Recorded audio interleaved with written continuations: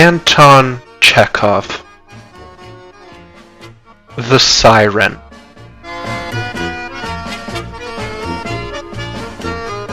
After one of the sessions of the Asses of the Peace, the justices withdrew to the chamber where they usually deliberated.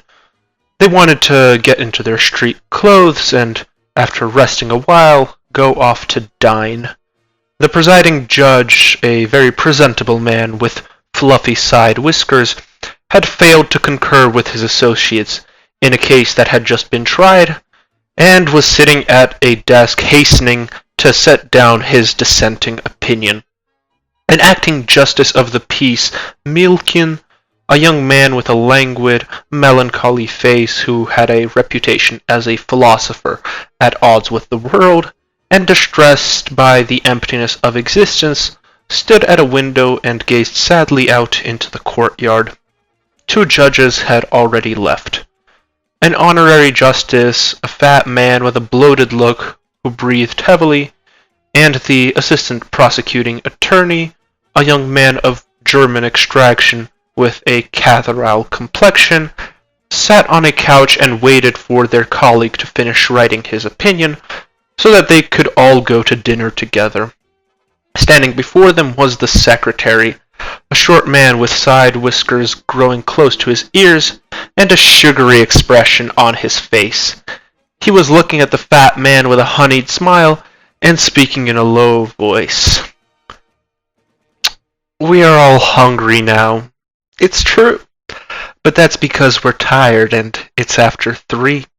It's not, my dear Grigory Savich, what you would call a real appetite. I mean real appetite, the wolfish sort, when you're ready to make a meal of your own father. That comes only after physical exercise. For instance, when you've ridden to hounds, or say, after you've been jolted over 100 miles without a stop in a wretched conveyance. Of course, I won't deny it, sir, that imagination has something to do with it too. Suppose you are coming home after a days of shooting, and you want to bring an appetite to your dinner. Then you mustn't let your mind dwell on anything intellectual. Intellectual things, learned things, ruin the appetite. You know yourself that thinkers and scholars are just nowhere when it comes to eating. Even pigs, pardon the expression, pay more regard to their food than such people do. As I was saying, you are on your way home, and you must make sure that your mind dwells on nothing but the wine glass and the appetizer. Once, as I was traveling, I closed my eyes and pictured to myself a suckling pig with horseradish. Well, sir, I became virtually hysterical with sheer appetite. Now, this is important. When you drive into your own courtyard, you should be aware of a smell from the kitchen. A smell of something, you know. Roast goose is a prime smeller, observed the honorary justice, breathing heavily. Don't say that, my dear Grigory Savich. Duck or woodcock, those are the trumps. The bouquet of a goose lacks refinement, lacks delicacy. The richest odor is that of young onions, when they just begin to get golden brown, and when the rascals fill the house with their sizzling. Another thing, when you come in, the table must be set, and when you sit down, you tuck the napkin into your collar, and take your time about reaching for the vodka decanter. And mind you, you don't pour it into an ordinary shot glass.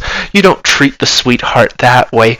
No, you pour it into something antique, made of silver, an heirloom, or into a quaint, pot-bellied little glass with an inscription on it, something like, "As you clink, you may think monks also thus drink."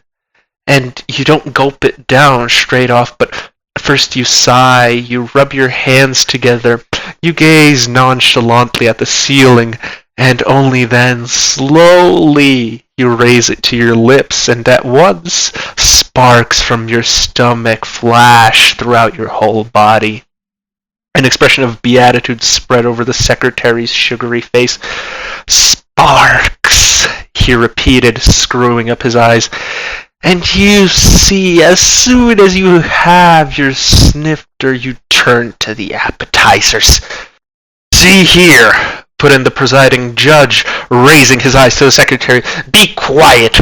You've made me spoil 2 sheets." "Oh, I'm so sorry, Pyotr Nikolaich. I will speak more quietly," murmured the secretary, and continued in a half-whisper. "Well, my dear Grigory Savich, as I was about to say, when it comes to appetizers, one must know one's way about. The best appetizer is herring. You eat a bit of herring with onion and mustard sauce, and without waiting, my friend, while the sparks are still flying in the stomach, you help yourself to caviar, with lemon juice if you prefer it that way. Then you have a radish with salt, and another piece of herring. But I'll tell you what's better still, my friend. Salted pink mushrooms, minced as fine as caviar, and served with onion and olive oil. Exquisite. But eel liver, that's beyond anything." Yes," agreed the honorary justice, screwing up his eyes in turn. "Another good appetizer is stewed white mushrooms.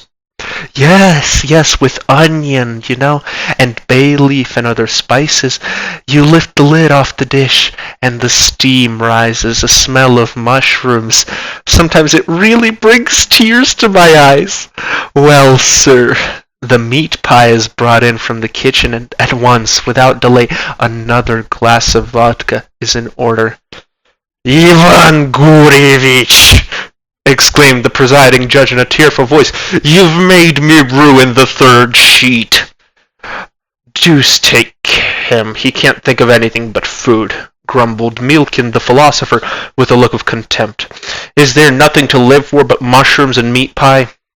"Well, sir, before the meat pie, you down another one," the secretary repeated in a low tone. He was so carried away that, like a nightingale singing, he heard only his own voice. "The meat pie must make your mouth water. It must lie there before you naked, shameless, a temptation. You wink at it, you cut off a sizable slice, and you let your fingers just play over it this way, out of excess of feeling. You eat, the butter drips from it like tears, and the filling is fat, juicy, rich, with eggs, giblets, onions."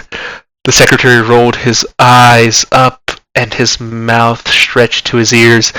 The honorary justice groaned and twiddled his fingers, apparently seeing the meat pie before him. "What the devil!" grumbled the acting justice, walking over to the further window. "You eat only 2 slices. The 3rd you keep for the cabbage soup," the secretary went on like a man inspired. "And as soon as you've finished with the meat pie, have the cabbage soup served.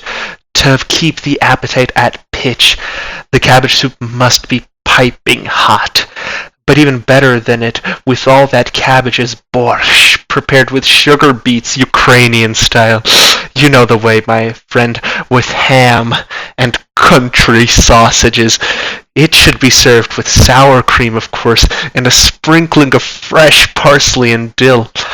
Another excellent thing is bean soup, with tripe in it, and giblets, and young kidneys.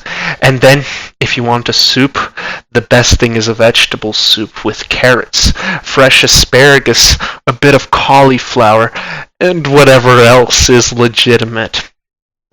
"Yes, it's an excellent thing," sighed the presiding judge, lifting his eyes from his papers, but at once he caught himself up and moaned, "For heaven's sake, if you go on like that, it will be evening by the time I get through with my opinion. I've spoiled the 4th sheet." "Not a word more, not a word. I am very sorry," the secretary apologized, and went on in a whisper. after you've had your borscht, or your soup as you prefer, have the fish course served, and immediately, my friend. Of all the mute race, the finest is carp, fried in sour cream, but so that it shouldn't have any odor of silt, and to give it true delicacy, it must be kept alive in milk for 24 hours. A fish ring made of sterlet is good too, put in the honorary justice, closing his eyes, and then suddenly, astonishingly, with a ferocity, he rushed from his seat and roared at the presiding judge, "Pyotr Nikolaevich, will you be done soon? I can't wait any longer, I just can't. Just let me finish. The deuce, I'll eat alone." The fat man waved his hand in despair, seized his hat, and without a goodbye ran out of the chamber. The secretary sighed and, bending over the ear of the assistant prosecuting attorney, proceeded in a low voice, "Pike, perch, or carp with tomato and mushroom sauce isn't to be sneezed at either, but fish doesn't really satisfy one, you'll admit, Stepan Francich. There's no substance to it. The main thing in a dinner isn't the fish, no matter with what sauce, but the roast. Which are you fondest of?" The assistant prosecuting attorney made a sour face and said, sighing, "Unfortunately, I can't share your transports. I have catarrh of the stomach." "Tut, tut, my dear sir, catarrh of the stomach is an invention of the doctors. It's a complaint that comes mostly from pride and free thinking. Don't give it a thought. Suppose you don't feel like eating, or you've even nauseated. Just pay no attention, but go right ahead and eat. Say the roast is a snipe or two, and perhaps a partridge with it, or a brace of fat quail. Then you'll forget all about your catarrh. I'll give you my word of honor. And what about roast turkey? The bird should be a hen with fat, juicy white meat, the breast of a nymph. That should be tasty," murmured the prosecuting attorney with a wistful smile. "Perhaps I would enjoy a slice of turkey." "Good Lord! And what about duck? If you take a duckling, one that has had a taste of the ice during the first frost, and roast it, and be sure to put the potatoes, cut small of course, in the dripping pan too, so that they get browned to a turn and soaked with duck fat, and—" Milkin the philosopher made a ferocious face, and was apparently about to say something, but instead suddenly smacked his lips, probably dreaming of roast duck, and without a word, as though pulled by some mysterious force, seized his hat and ran out. "Yes, perhaps I would enjoy a bit of duck, too," breathed the assistant prosecuting attorney. The presiding judge got up, walked about the chamber, and sat down again. "After the roast, sir, a man is full, and he goes off into a sweet eclipse," continued the secretary. "The body is basking, the soul is transported, and then for the crowning touch, 2 or 3 glasses of spiced brandy." The presiding judge grunted and struck out what he had written. "I have ruined the 6th sheet," he exclaimed angrily. "This is monstrous." Go on writing, my friend," murmured the secretary. "I shan't say another word. You won't hear a thing. Believe me, Stepan Francevich," he went on in a scarcely audible whisper, "spiced brandy, if it's homemade, is better than the finest champagne. After the first glass, your whole is being suffused with a kind of fragrance, enveloped in a mirage, as if it were, and it seems to you as if you aren't at home in your own armchair, but somewhere in Australia, that you are astride in a downy ostrich." "Oh, let's be off, Pyotr Nikolaevich," cried the prosecuting attorney with an impatient jerk of his leg. "Yes, my friend," the secretary continued, "and while you are sipping your brandy, It's not a bad thing to smoke a cigar, and you blow rings, and you begin to fancy that you are a generalissimo. Or better still, you are married to the most beautiful woman in the world, and all day long she is floating under your windows in a kind of pool with goldfish in it. She floats there, and you call to her, "Darling, come and give me a kiss." "Pyotr Nikolaevich," moaned the prosecuting attorney. "Yes, my friend," the secretary proceeded. "And when you have had your smoke, you lift the skirts of your dressing gown and climb into bed. You lie on your back and you pick up a newspaper. When you can hardly keep your eyes open and your whole body is ready for sleep, politics makes agreeable reading. Austria made a misstep. France got somebody's back up. The Pope put a smoke in somebody's wheel. It's a pleasure, sir, to read of such things." The presiding judge threw down his pen, jumped up, and seized his hat in both hands. The assistant prosecuting attorney, who had quite forgotten his catarrh and was nearly fainting with impatience, jumped up too. "Let's be off," he cried. "Pyotr Nikolaevich, and what about your dissenting opinion?" asked the secretary in dismay. "My dear friend, when will you write it? You have to be in town at 6. The presiding judge waved his hand in despair and made a dash for the door. The assistant prosecuting attorney made the same gesture and, seizing his briefcase, vanished together with the judge.